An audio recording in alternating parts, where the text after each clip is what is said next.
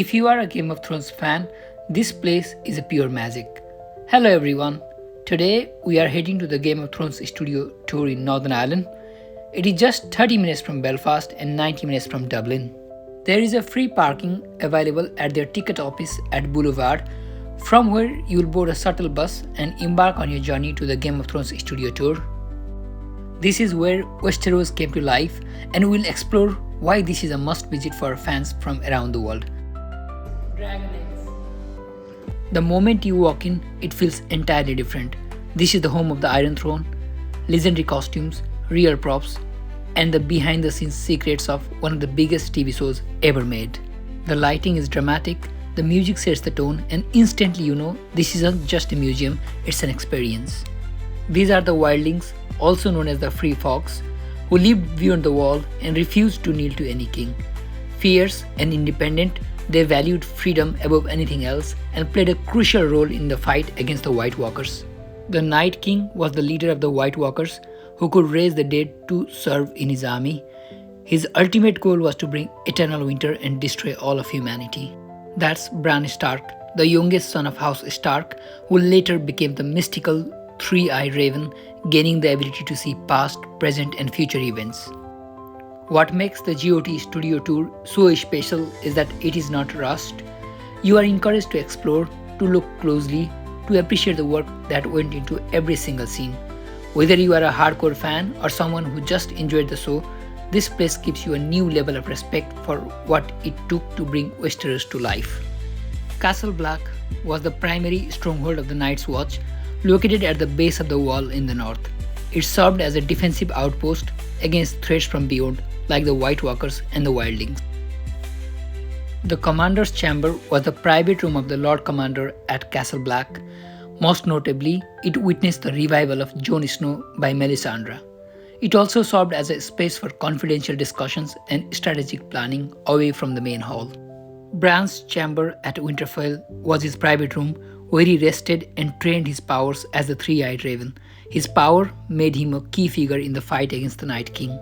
In Game of Thrones, various house sigils were displayed on banners, shields and armors to identify the house, often accompanied by a house words or motto. You can design your own sigil here at Game of Thrones Studio. Once you visit the Game of Thrones studio, you will appreciate that the production unit have used exceptionally intricate details in depicting every element of the show, and in doing so, they have used authentic textiles and metals from various parts of the world.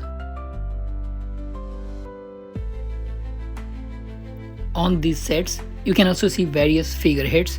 The figurehead on the ship of House Stark was a dire wolf, reflecting the Stark sigil and symbolizing loyalty, strength and the family's connection to the north. Standing here in Northern Ireland and talking about Game of Thrones is a proud moment, as Northern Ireland played a massive role in Game of Thrones, with many of the show's most iconic scenes filmed right here. And this studio tour is built on the actual production site, which makes everything feel even more authentic. Now we are at the crypts of Winterfell, which are the shadowed chambers beneath the castle, housing stone effigies of deceased Stark ancestors. They serve as a solemn place of remembrance, connecting the living Starks to their family's legacy and history. The Great Hall of Winterfell is the central chamber for feasts, councils, and gatherings of lords and guests. It symbolizes authority, with the Lord of Winterfell presiding from the high seat and others seated by rank. This is the map table, which is a central hub for strategy, where lords and commanders gather to plan battles and troop movements. The Dragonstone throne room is a grand chamber with a massive stone throne carved with dragon motifs, symbolizing the Targaryen legacy. It serves as the seat of power, where rulers or councils issue commands and receive visitors.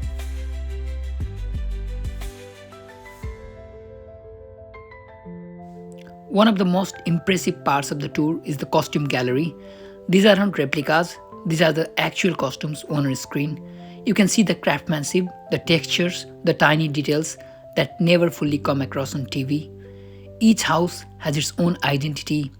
Stark costumes feel practical and grounded, Lannister outfits are bold and powerful, and Targaryen designs feel regal and commanding. It's really incredible how much storytelling is done through wardrobe alone.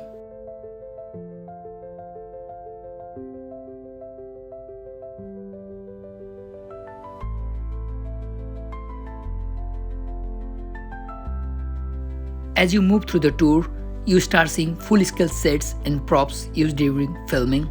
Weapons, armor, furniture, everything feels heavy, real, and battle-worn.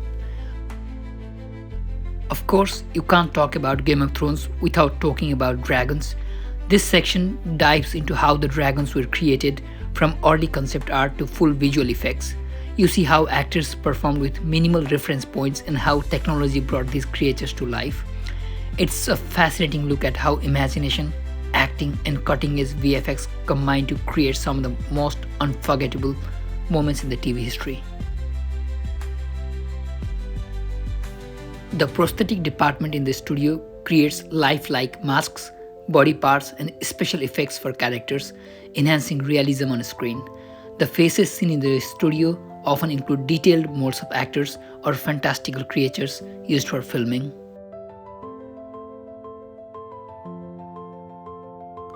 You can also enjoy the dragon riding experience on the set that uses a green screen and motion rigs to simulate flying atop dragons. One of the most haunting parts of the tour is the Hall of Faces. It's quiet, atmospheric, and emotional. This section reminds you that Game of Thrones wasn't just about battles and dragons, it was about people, losses, and sacrifices. The weapons and armors on the set were meticulously crafted replicas designed for authenticity and durability in combat scenes. They reflected the style, rank, and culture of each character, enhancing the visual storytelling.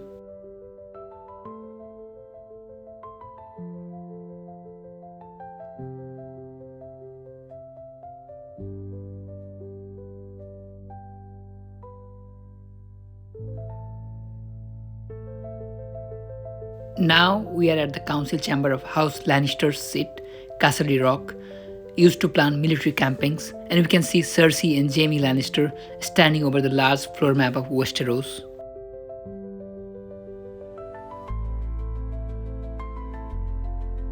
And here we can see the key figures of House Tyrell of Highgarden, Olenna Tyrell and her granddaughter Margaery Tyrell.